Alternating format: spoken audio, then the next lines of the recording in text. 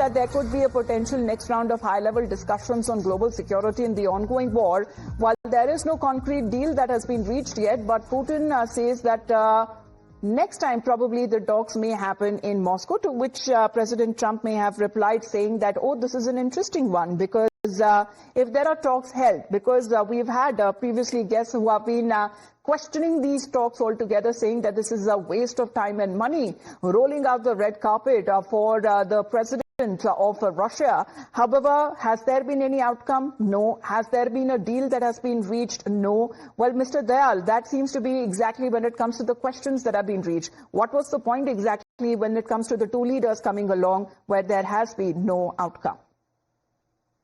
Well, you know, the Washington Post had last month made a comment that perhaps answers your question. The Washington Post had said that the road to President Donald Trump's highly coveted Nobel Peace Prize might ultimately run through Ukraine. Now, let us recall that in his inaugural address on January 20 this year, President Trump had said that his proudest legacy will be that of a peacemaker and a unifier. And he has repeatedly said that this was a reputation he wanted recorded in the history books. Now, it is no secret that he covets the Nobel Peace Prize.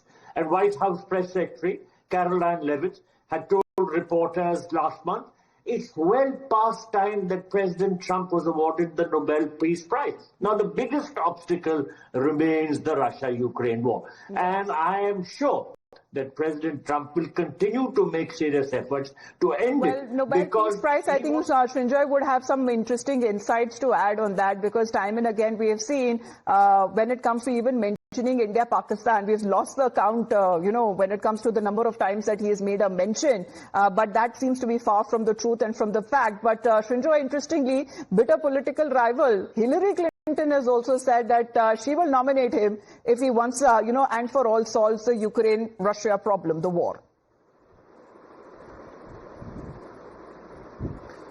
If he can actually solve it, then yes, the Nobel Prize Committee in Oslo will probably consider him and look at him very seriously. But is it possible currently, the way things are, to end this war?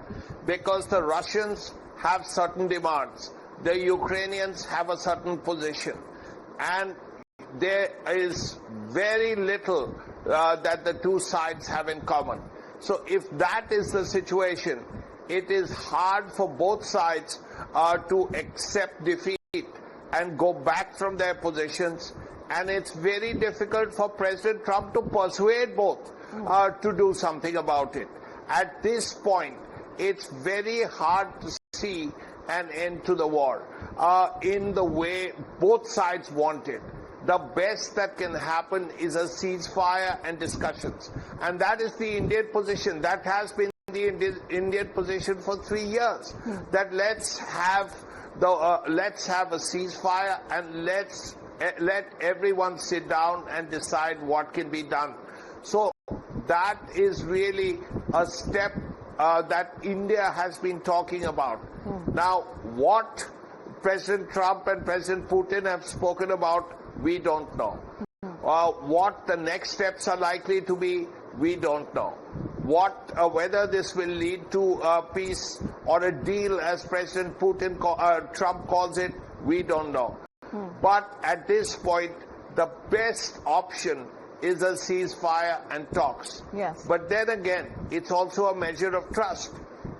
Does President Zelensky believe that if he has a ceasefire and they sit down and talk, that Russia will one day return the land that they have taken, the Russians? Unlikely. So it's very complicated, and if a Nobel Prize has to be won, then something remarkable has to happen. I don't see that happening in the immediate future. All right. Seems to be going farther than, what is being perceived or imagined by Donald Trump there. Many other countries who seem to have also nominated for him and writing that letter of recommendation. But there are certain conditions that have been kept forth by President Putin, saying that Kyiv and other European capitals will perceive all this in a constructive manner and will not create any obstacles, will not make any attempts to disrupt the emerging progress through provocation or to behind-the-scene intrigues as well. So whether it comes to what the West or the European nations has been doing, there has been a certain warning that has now been added by President Putin. Let's put out another angle there as far as the handshake is now concerned. Pictures that came in of President Trump and Putin shaking